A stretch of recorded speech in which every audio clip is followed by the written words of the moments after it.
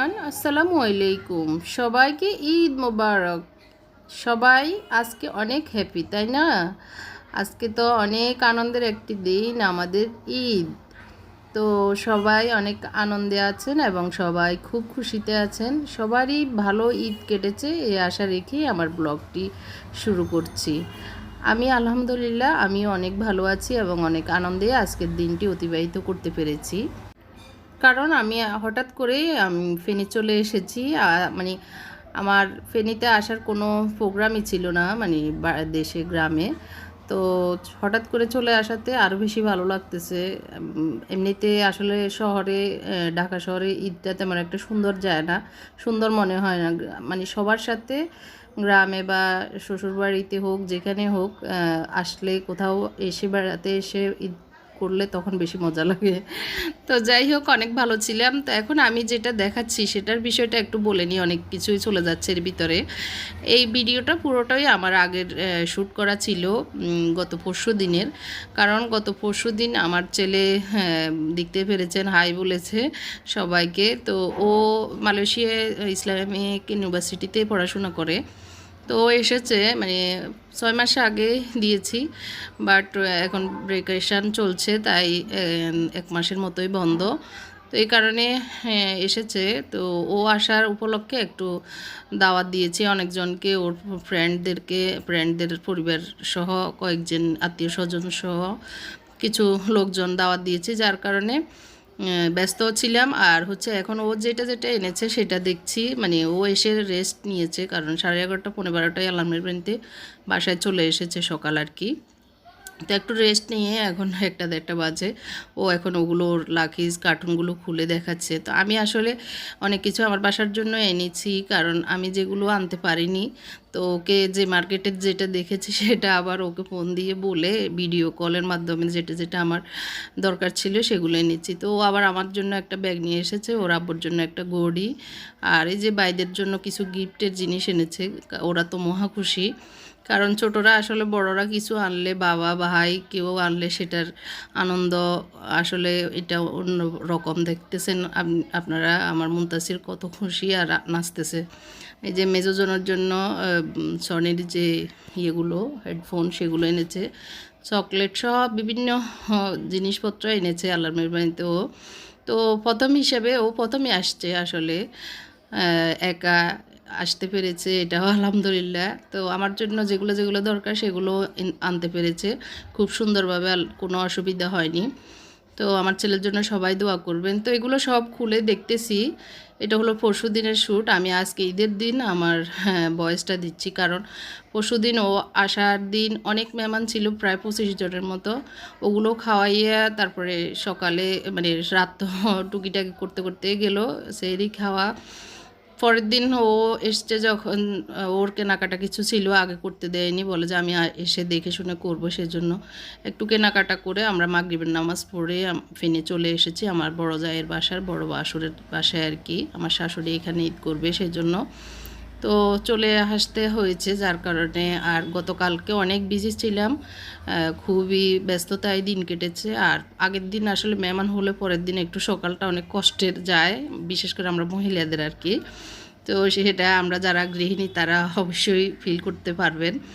তো এই কারণে আর সকালটাও একটু ক্লান্তিরই ছিল, এই মানে আর ব্লগ করা বা এটার এডিটিং করা হয়নি। তো আজকে ভাবলাম অনেক আপুরাই আমাকে এই যে ওর যে কার্টুন দেখে সেটারই কিছু দুইটা ইয়ে এনেছে গলার জন্য বা একটা ঘড়ি, তো ওগুলো দেখাচ্ছে। আর আমার জন্য আমি ওয়ালম্যাট আর কিছু শোপিস টাইপের জিনিস এনেছি। আর এগুলো হচ্ছে মানে ম্যাগনেট দেওয়া, ও যে কোনো ফ্রিজে বা যে কোনো জায়গায় লাগানোর জন্য আমি বলেছি আনতে, মানে লেটারগুলো আর কি, কাঠের। এগুলো কিন্তু খুবই মজবুত, ভালোই লেগেছে সেই জন্য। তো ওর আসলে বিদেশ থেকে আসা শপিংগুলো দেখতেছি। তো এখন আমি আজকে এডিটিং করে, অনেক আপুরা রিকোয়েস্ট করতেছেন, আপু তোমার ব্লগের জন্য অপেক্ষা করতেছি, অনেক ভিডিওতে কমেন্ট আসতেছে। তো ভাবলাম যে আমার যেগুলো শ্যুট করা আছে আমি সেগুলো আজকে দিয়ে দিই। আর আমার জন্য এই ব্যাগটাও এনেছে খুব সুন্দর। এরপরে এখন রান্নাঘরে চলে এসেছি। এটা পরশু দিনের রান্নাবান্না মেহমানদের জন্য। তো আমার হাজব্যান্ড ও সৌদি আরবের লাহাং মেহেদি না কি যেন বলে, আসলে নামটা অত বেশি জানি না। তারপরে ও রান্না করবে বললো যে আমাকে দেখিয়ে দিবে, মানে শিখিয়ে দিবে, ও সহ দুজনে মিলে রান্না করব। তো আসলে হাজব্যান্ড ওয়াইফ মিলে রান্না বা কোনো কাজ করতে গেলে সেখানে বরকত, রহমত আর হচ্ছে ভালোবাসা অনেক কিছুই থাকে, যার কারণে খুবই ভালো লাগে। বিশেষ করে আমার হাজব্যান্ড যদি রান্না করে আসে আমার ভালোই লাগে, টুকিটাকি যদি হেল্প করে, এটা অনেক বিশাল ব্যাপার আমার জন্য। তো ওরা তো আসলে আসার সুযোগ পায় না বা ব্যস্ততার কারণে। তো ও খাসির মাংসগুলোকে একটু ম্যারিনেট করে রেখেছে। এদিক দিয়ে আমি অনেক আপু আমাকে কমেন্ট করতেছে আমি যে ডালের পিঠা বানিয়েছি সেটা ভেজে ভাজলে কীরকম হয় সেটা দেখার জন্য। তো আমি একটু 1 কাপ চিনি এই কাপের মেজারমেন্টে নিচ্ছি, 2 কাপ পানি দিয়ে 2টো এলাচ দিয়ে বসিয়ে দিচ্ছি।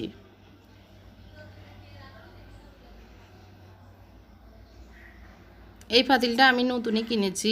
অনেক আপুরা আসলে কমেন্ট করেন আমার পাতিলগুলো ভালো না, তো এই জন্য আস্তে আস্তে একটু একটু চেঞ্জ করছি, কারণ অনেক আগের পুরনো, যদিও দেখতে সুন্দর না কিন্তু কাজ তো হচ্ছে, এই কারণে আসলে চেঞ্জ করা হচ্ছে না। তো এই যে বলক আসার পরে এখন আমি একটু লেবু চিপে দিচ্ছি, কারণ বেশি যেন ইয়ে না হয়ে যায়, সাদা সাদা হয়ে জমে না যায় সেজন্য।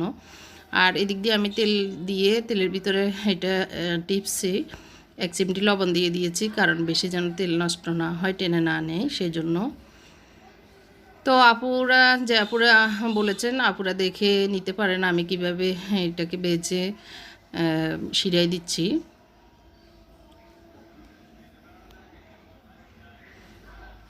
আমি ডিপ ফ্রিজ থেকে এনেই দিচ্ছি। আর এখন ম্যারিনেট করেছে শুধু ভিনেগার দিয়ে আর লবণ দিয়ে। এখন সব কিছু দিচ্ছে, একটু 1 চামচ গরম মশলা আর 1 টেবিল চামচ আদা রসুন দিয়ে ম্যারিনেট করে, মানে চুলায় বসিয়ে দিয়েছে। আরও কিছু দিব, এখানে কাঁচামরিচ দিব আর হচ্ছে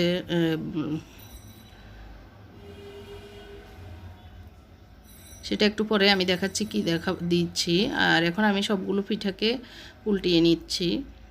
যদিও মোবাইলে একটু লাল বেশি হয়ে কালার বানিয়ে কড়া এসেছে, আসলে অত বেশি কড়া হয়নি। আর আমরা যখন একটু কড়া হলেও সমস্যা নেই, কারণ শিরায় দিলে কিন্তু একটু কড়া রঙটা কিন্তু চলে যায়।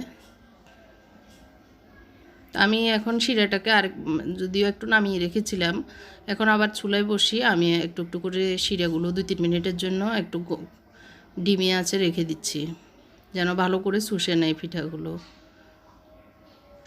আর শিরাটা বেশি ঘনও হবে না, আবার বেশি পাতলাও হবে না। আসলে আজকে আমার বয়েজের এখানে অনেক সাউন্ড আসতেছে রাস্তার পাশে, আমি বয়েজ দিচ্ছি কারণ বাসরের ভাষায় ওরকম পরিবেশ নেই, এই কারণেই।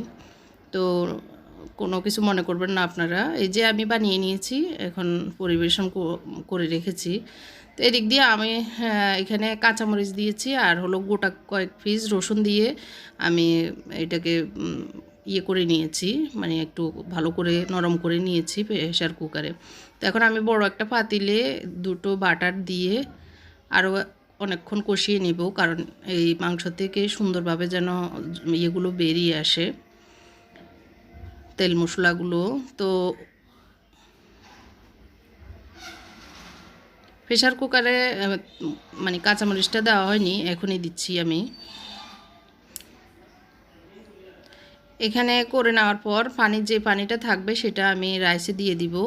এটাই এই রাইসের বিশেষত্ব। তো আমার পেঁয়াজটা একটু বেশি লাল হয়েছে, কারণ আমি অন্য কাজ করতে করতে আসলে এই দিয়ে পেঁয়াজগুলো লাল হয়ে গিয়েছে। তো আমি চাউলটা এখানে বাসমতি চাউল 1 কেজি নিয়েছি, আর হলো 1.5 কেজির মতো আমি খাসির মাংস নিয়েছি। এখন লবণ দিয়ে দিচ্ছি, কাঁচামরিচ দিয়েছি,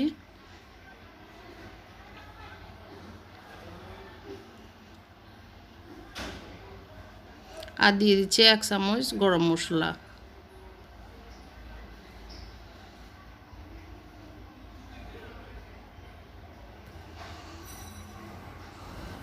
দিয়ে দিচ্ছি অনেকখানি ধনিয়া পাতা।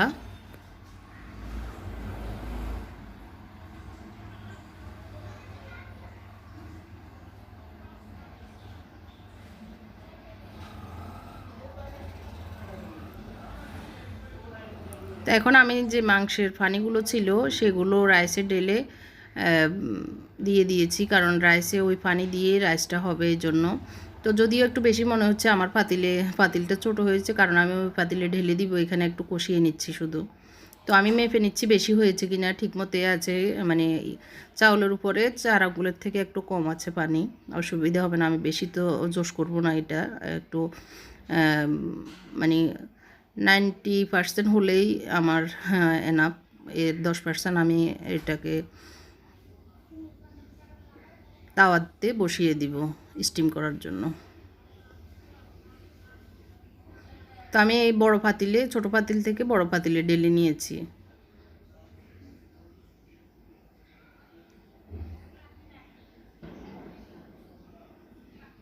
মোটামুটি শুকিয়ে এসছে, এই যে এখনও কিন্তু 10% হয়নি। আমি আমার যে মাংসগুলো সেগুলোকে আবার অল্প একটু পানি রেখে দিয়েছি, সেটাকে আমি একটু সয়া সস আর হচ্ছে চিলি সস দিয়ে ভালো করে শুকিয়ে নিচ্ছি, কারণ মাংসের যে ঝোলটা সেটা যেন মাংসের সাথে লেগে যায়। আর এদিক দিয়ে আমি একটু ফুড কালার দিয়ে দিচ্ছি, যেটা জর্দার রং, সেটাই একটু পানিতে গুলে উপর দিয়ে দিয়েছি। তো এটা আমার মাংসটা একদম শুকিয়ে গেছে, যে একদম লালচে টাইপের হয়ে এসছে। তো এটাকে আমি এখন রাইসের উপর ঢেলে দিচ্ছি।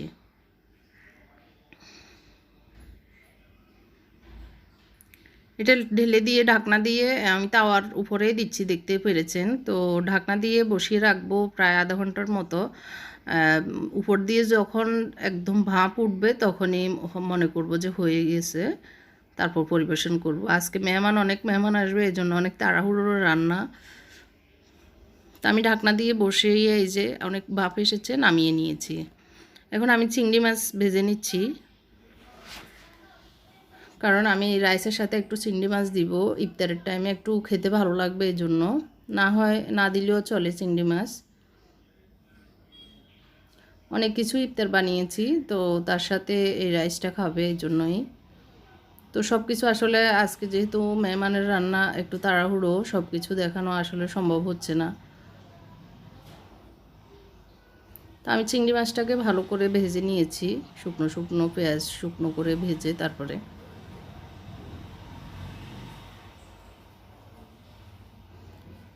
এই যে আমার হাজব্যান্ড সুন্দর করে টেবিলটাকে গ্লাস সুন্দর করে ঠিক করে রাখতেছে।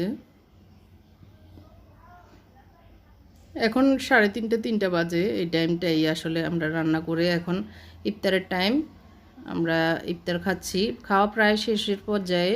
এখন তারপরে একটু দেখিয়ে দিচ্ছি, আমার মনে ছিল না আসলে শ্যুট করা, লাস্টের দিকে একটু সবাই এসে যাওয়াতে কথাবার্তায় ভুলেই গেছি আসলে। তো এখন হচ্ছে আমরা পেনি যাওয়ার উদ্দেশ্যে গতকাল রাতে রওনা দিয়েছি ইফতারের পরপরই। তো গতকালকে তো অনেক বিজি ছিলাম, যার কারণে আর কোনো কিছুই আসলে শ্যুট করার মতো অবস্থা ছিল না। তো আমরা তালা দিয়ে ঘরটাকে ভালো করে তালা দিয়ে এখন নিচে যাচ্ছি। আমাদের হাজব্যান্ড ওয়াইফের একই কালারের জুতা সেটা দেখিয়েছি। তো এখন গাড়িতে উঠতেছি, যাচ্ছি আল্লাহর মেহরবানিতে। আমাদের রাস্তাটা নাকি অনেক ভালো হয়েছে, ব্রিজ খুলে দেওয়াতে এখন 2-2.5 ঘন্টা চলে যাওয়া যায়। তো আমরা প্রায় 8:30 বেজে গেছে বের হতে হতে। তো এই যে আমাদের রাস্তা, মানে আমাদের বাসার পাশের রাস্তাগুলো খুব সুন্দর করে সাজিয়ে রেখেছে। তো আমার বাসুরদের বাসায় চলে এসেছি, এখন রাতের খাবার খাচ্ছি। 11:30 আমরা এসে পৌঁছেছি। তো আজকের মতো আমার ব্লগটি এখানেই শেষ করছি। যারা একটুখানি পছন্দ করেছেন, লাইক কমেন্ট দিবেন, এই আশা রাখছি। আল্লাহ হাফেজ, আসসালামু আলাইকুম।